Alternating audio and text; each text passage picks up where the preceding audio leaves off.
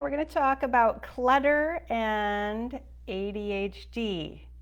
How many of you all have ADHD and struggle with clutter? Give me a thumbs up in the comments if this is you, because you are a special breed and we have special solutions for you. Okay, sound good? Hello everybody, this is Sarah Mueller from the Decluttering Club, and I'm here today with 11 tips for you on how to deal with clutter if you have ADHD, if you have ADD, or even if you don't, but you find yourself super distractible.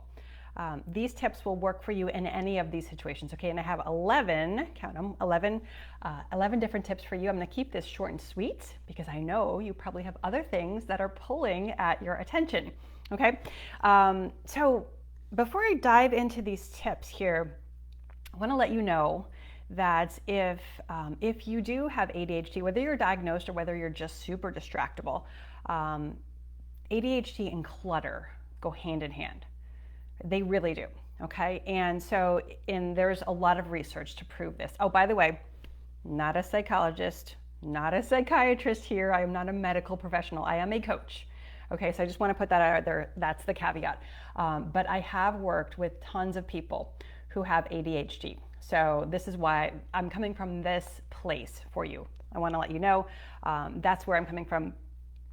Highly recommend that you talk to your doctor, if you haven't already, and if you are really, really struggling with focus and distractibility and all of that kind of stuff, okay? Great, now that we've gotten that out of the way.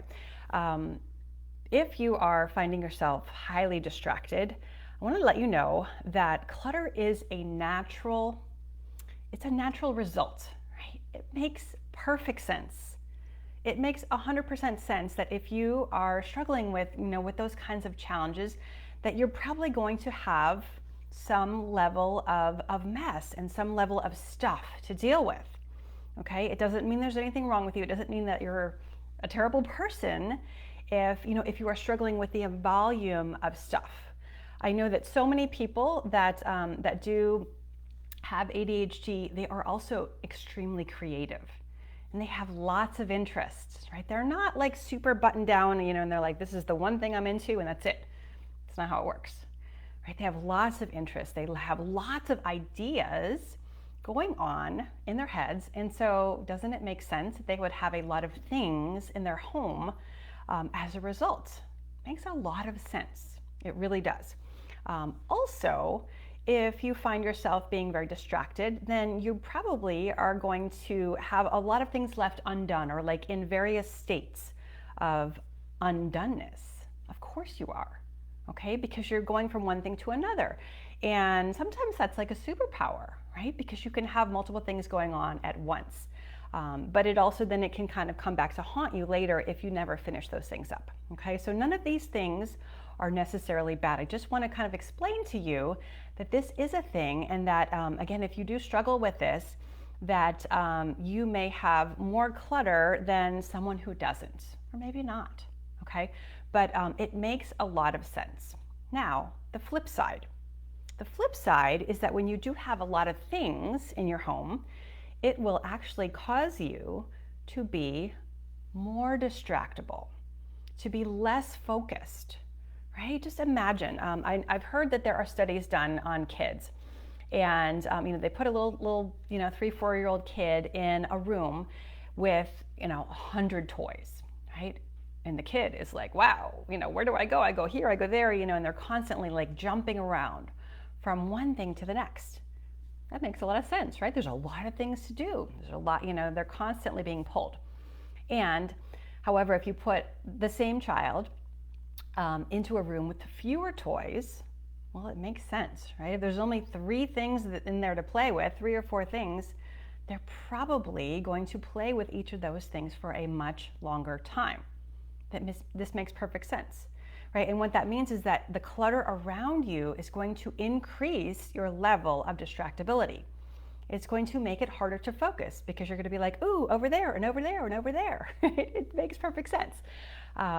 And so what I take away from this is that any level of decluttering, any amount of decluttering that you can do will help you be more focused, right? If that's something that you want. Maybe you don't want it, but if you are struggling and if you're really frustrated because you can't focus, the things around you, the physical objects around you, and the level of clutter may absolutely be contributing to that struggle, okay? And therefore, as a corollary, decluttering and having fewer things around you will help to make that easier, right? There are so many benefits. I could go on all day long. Maybe I should do a podcast. Maybe we should do a video on that, on the benefits of decluttering. Not just that, it looks nice, right? Yeah, it looks nice, but the level of stress in your life will go down. Level of distractedness will go down. It will be just so much calmer, right? And so if you're looking for more calm and more peace in your life, then you might benefit from letting some things go. Okay, now we've got that out of the way. Okay, there's nothing wrong with you, right? Whether you have ADHD or not, if you have clutter, there's nothing wrong with you. This is such a normal human phenomenon, okay? So please, please, please, I want you to know that first, okay? We are not decluttering, from a place of feeling like, this is all terrible and we got to fix it. No, that's not why we're doing this. We're doing this because we want to do it to benefit ourselves. Okay, this is a totally different ballgame. Okay, so now on to the tips. I have 11 tips for you. And again, we're talking about having clutter and ADHD. Okay, so my first tip, use a timer. Keep it short. Okay, now if timers stress you out, don't use a timer. But they can be so helpful, right? We like to start with 10-minute sessions, right? So get your phone, or maybe it's the oven timer, set a timer for 10 minutes, right? This will do a number of things, right? First of all, you have just told your brain, hey, we only have to do this for 10 minutes. This does not have to go on all day long, right? This is good news, right? Because your brain might be like, oh, I can't bear to do this. But if you say, hey, it's only 10 minutes, can we do this? Your brain, right, which is trying to keep you safe and is trying to keep you alive, might be like, oh, okay, fine. Okay, 10 minutes, right? So 10 minutes. So it's a promise to yourself that I can stop after 10 minutes, right? So much easier to do something for 10 minutes than thinking that you have to go on for literally for hours and hours and hours. The next thing that a timer does is, chances are, especially if you don't have a lot of practice using a timer, you will get busy, and then the timer will go off. And you'll be like, whoa, I am not where I started. Like, what happened, right? And so that timer will bring you back, right? And it will have only been 10 minutes. You haven't lost 2 hours, right? Going down the rabbit trail. You will be brought back after 10 minutes. You go, oh, gosh, I really, I spaced out there. Okay, and now you get to decide, do I set the timer again for 10 more minutes, or, do I move on to something else, right? So you will not just disappear and lose track of all that time. It's gonna bring you back. And then over time, I have an itch here, I'm sorry. Over time, you will get more used to working with the timer, okay? The timer is not like the mean and nasty, I don't know, the mean and nasty teacher who's like rapping on your knuckles with a ruler and saying, look, you're distracted again. That's not the job of the timer. The timer is more like, hey, time's up. Are you still working? Right? It's like a loving friend. It's like the nice teacher, not the mean one. Okay? So I want you to view the timer like that. It's going to remind you, it's going to bring you back. And if you did get off track, now you can come back and refocus. Right? Super, super helpful. Okay. Tip number 2, we want you to stick to one space, just one. This is not jumping all over the house. This is not going from the laundry room and then realizing you have to get the mail and then you have to feed the cat and, oh, by the way, no, right? This is, you stick into one space. And you might want to use a physical barrier to help yourself remember that, right? So we have a lot of people that they'll pick one room to work in. Maybe you're working in your sewing room, right? You put a laundry basket in the doorway, or you put a box in the doorway, right? And that will serve 2 purposes. First of all, it will keep you from going out, right? So when you find yourself leaving the room, you'll be like, oh, wait, there's a basket in the way. There's a box in the way. All right, I'm supposed to stay here, okay? So it will just be a literal physical reminder that this is where we are working, okay? And then the second thing it will do for you is you can use that basket or box to put things in. So if you find something that needs to go somewhere else, you find a pair of socks, you find a sweater, you find something that belongs in another space, instead of going to put that away, you just put it in the box and basket, okay? And that way you can stay in the one place until your time is up. Then when your time is up, now you pick up the box or the basket, and then you walk around the house and you empty out that basket. And then your job is not done until you have put all those things away. Okay, so I love that for that reason. You might even give it a name. I think some of our members call it like the put away box, or the go home box. But it's a physical, it's like a physical barrier. It can be really, really helpful. Okay. Tip number 3, let's make it fun. How can we make decluttering fun? I promise you, decluttering can actually be a lot of fun when you are willing to try things out. So how can you do that?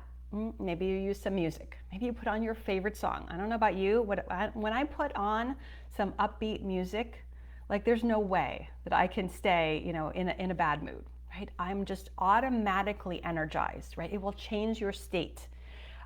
So much fun. So put on some fun music, okay? Maybe you race the timer, right? Maybe you plan a reward when you are done, right? Maybe there's maybe you have a favorite game on your phone. You're like, okay, no games, you could talk to yourself, no games until we do our work, right? But plan a reward. Let's make it fun. Why not? Right? We can have fun with this. Okay.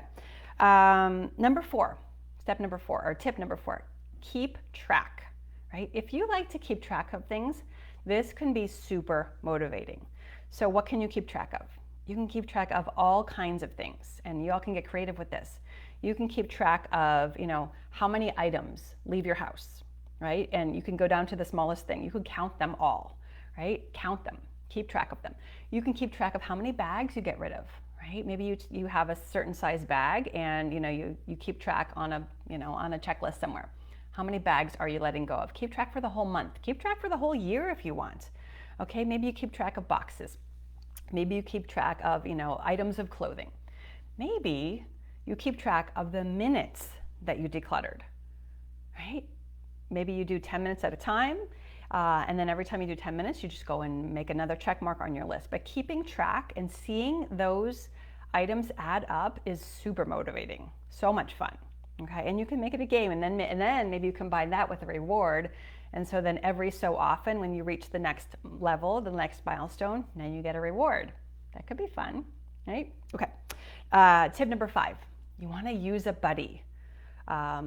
Clutter is super isolating for most people, right? So if you can use a buddy, it can, again, make it fun. You have some accountability built in. You can have a listening ear when you are having a hard day, right? Our members in our membership, they all are encouraged to get buddies, right? And then they can text their buddy, they can talk to their buddy, they can message their buddy. Maybe they work together on a Zoom call. But just knowing that someone else understands what you are working on, and can help you stay accountable is priceless. So find yourself a buddy. Number 6, this is a good one. You might not like it, but I love this one, and this one is really important. Okay, number 6 is quit while you're ahead. What do I mean by that? I mean, I want you to stop. Let's say you're in the zone. You've been decluttering. You're going strong. I want you to stop before you are exhausted. Okay? Stop before you are burned out. Stop before you're going to regret it, right? Because this happens, right? With ADHD, some people tend to hyper focus, and then they could just keep going and going and going. And that eventually becomes a problem, and you get burned out, and you get exhausted, and then you never want to declutter again, right? So let's not do that. So promise yourself in advance. Maybe you aim for 10 minutes. You say, okay, 10 minutes is the minimum, but no more than 1 hour. Okay, so you just promise yourself, I will stop, within this much amount of time, right? And this does so many things. Okay, when you quit while you're ahead, now you are willing to go back the next time and keep going, right? Now you have energy for the next thing. And it doesn't have to become a marathon. Decluttering is best done in measured sessions, in paced sessions. This is a marathon, not a sprint. Okay, my son is in track, and we went to a really amazing track meet last weekend. And I was just watching the runners, and I think they had like the 800 meter, right? And all these kids, they had boys and girls, and they started out, right, and they're going pretty fast. But then when they're coming into the final lap, they go faster. You're going faster at the end. And if you burn yourself out at the beginning, if you use all your energy up at the very beginning, then you got nothing left at the end.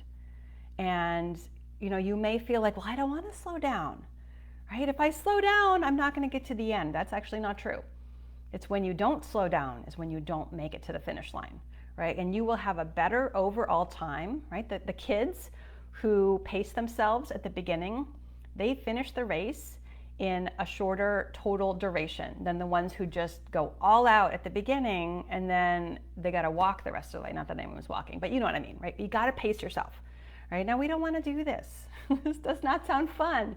You'd probably be like, but I'm in the zone. I want to keep going. And this is when you got to tell yourself, I know, but this is not good for us. We need to stop today. We need to stop for now so we can keep going later. Okay, so I call that quit while you're ahead. Number 7. This is another one that you may not like. I want you to eliminate distractions. Okay, the number one distraction right here, it's your phone. You want to put the phone on airplane mode. You do not want your phone dinging or buzzing or beeping or ringing. No games telling you that you reached a new level. Sarah's going live on Facebook. Somebody texted you. None of that. All you want is maybe your timer, right? And maybe some music. Okay, but literally, I'm telling you, this is the most destructive thing for your focus. And so at least put it on Do Not Disturb or put it on airplane mode while you are trying to focus. This alone could double your productivity. Like, I love it when I go live and, you all show up, but I'm also like, wait a second, they're always like, they're here so fast, right? So just be aware of what this phone is doing to your productivity and to your focus. It is designed to distract you. This is its job, okay? So let's just treat it like a tool and don't let it run our lives. So put it on airplane mode, put it on Do Not Disturb. You're welcome. Okay. Number 8, watch out for all or nothing thinking, right? Things like, I gotta do this whole room. Or, if I don't do the whole weekend, why bother, right? This is all or nothing thinking. Like, I gotta do the whole thing. No, you don't. You do not have to do the whole room. You do not have to do the whole house, even if maybe you could. And could you really? Like, should you? And why, right? Why are we in such a hurry? The clutter did not show up overnight, right? And it's okay if it takes a little while for you to deal with it, right? If you pace yourself, right? If you take your time letting things go, then you will be able to maintain it. And that is so much better than, just like binging on this massive decluttering project, and then you're wiped out, and then a week or 2 or 3 later, it's all right back to where you started. You have to learn maintenance along the way. Okay, so look out for all or nothing thinking. And by the way, if you, and I know that people with ADHD, they do have a lot of all or nothing thinking, and also a lot of defeatist thinking, because you may have grown up hearing, like, what's wrong with you? You can't focus. Like, why? You may kind of feel like, this isn't like, I shouldn't be like this. And that can also frequently result in this all or nothing thinking. So again, I want you to know that it's totally normal, right? But you do want to look out for it, and then you want to change it when you notice it. If you struggle with all or nothing thinking, we have a course called the Get Unstuck mini course, and I put a link. There should be a link in the comments and also above this video or below or wherever it is, and you can go through that. That's a completely free course, and it will help you out with that. Okay, that was tip number 8. Okay, tip number 9. Tip number 9 is to use visual cues. Okay, and again, like the laundry basket in the doorway, that's a visual cue, right? But you can use other visual cues. You can use signs, like maybe you're sorting between trash and donate, right? Put signs, like get your 2 boxes or your garbage bags, and stick a Post-it note on there. Make it big, right? Or stick a, get a big piece of 8.5 by 11 paper and a big Sharpie and write, donate, trash, right? That alone will just help you focus, right? Or maybe you put up a sign, decluttering in progress. And when it's time to declutter, you put up that sign. That is a reminder for you and maybe for the other people in your house, hey, I'm working here, right? It just reminds you and it'll keep you back. It will help you get back on track if you drift away, okay? Number 10, I want you to journal. This is so valuable. I want you to journal what's going on for you. What are you thinking? What was hard? What went well? What was easy? What did you find? What was fun? What worked out? What did you get rid of? Journal, journal, journal, right? And you can do this lots of different ways. You can just grab a blank notebook and write down your thoughts. You can find journal prompts online. You could draw. Maybe you're getting creative and you want to get creative with your journaling, right?